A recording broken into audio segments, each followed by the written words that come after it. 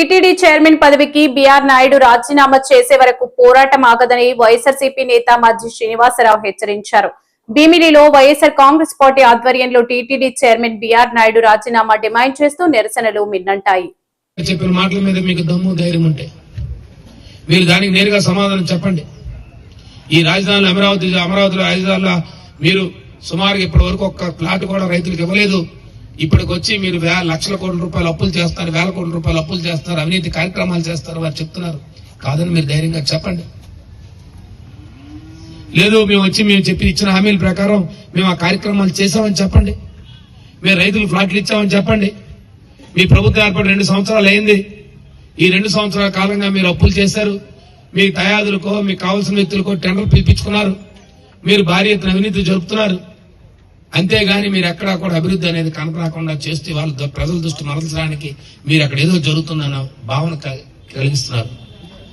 ఇది మీరు చేస్తున్న ప్రతి అప్పు ప్రజల ఆస్తి. ఇది ప్రతి ఒక్క ప్రజలు కట్టుకోవాల్సిన అప్పు. ఒక బాధ్యత గల ముఖ్యమంత్రిగా, ఒక బాధ్యత గల పార్టీ అధ్యక్షుడిగా 40% ఓట్లు సాధించి పార్టీగా ప్రజల తరఫున వారు మాట్లాడితే మీరు వ్యక్తిగత ఆరోపణలు చేయడం చాలా దురదృష్టకరం.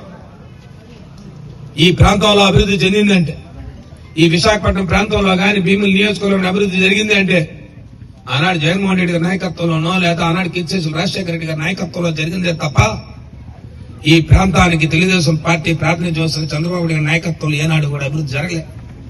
చెప్పండి, మీరు చెప్పిన ఈ అభివృద్ధి అని చెప్పండి. ఈ ప్రాంతంలో వచ్చిన అభివృద్ధి అయినా ఇవాళ తెచ్చిన అదాని డేటా సెంటర్ అవనివ్వండి, లేదు నిన్నటి ఓపెన్ చేసిన నేనాడిపెట్టి మాల అవనివ్వండి, లేదు ఈ ప్రాంతంలో ఫ్లైఓవర్స్ కట్టిన అన్నిటి ఫ్లైఓవర్స్ అవనివ్వండి, లేదు ఈ ప్రాంతంలో వచ్చిన ఏదైతే government of India public sector companies అవనివ్వండి, ఈ ప్రాంతానికి సంబంధించిన ఏ రకంగా ఆయన చూసుకున్న భోగాపురం విమానాశ్రయం అవనివ్వండి, ఈ ప్రాంతానికి ఇవాళ తలమానికమైనటువంటి కార్యక్రమాలు చేశారు. ఇవాళ విశాఖపట్నం ఆర్థిక రాజధానిగా చేయాలని చెప్పి పెద్ద ఎత్తున పరిపాలనా రాజధానిగా చేసి పెద్ద ఎత్తున ఇవాళ ప్రపంచ పటంలో ఇవాళ భోగాపురం విమానాశ్రయం తీసుకొచ్చి ఉత్తరాంధ్ర ప్రాంతాన్ని ప్రపంచ పటంలో నిలబెట్టారు వారు. మీరు చెప్పిన కార్యక్రమం చెప్పండి. మీరు ఈ ప్రాంతాన్ని చేసిన అభివృద్ధి చెప్పండి.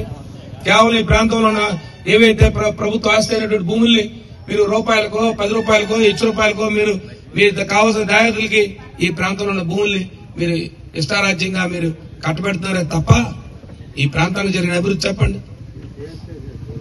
ఈ ప్రాంతానికి మీరు చేసిన కార్యక్రమాలు చెప్పండి.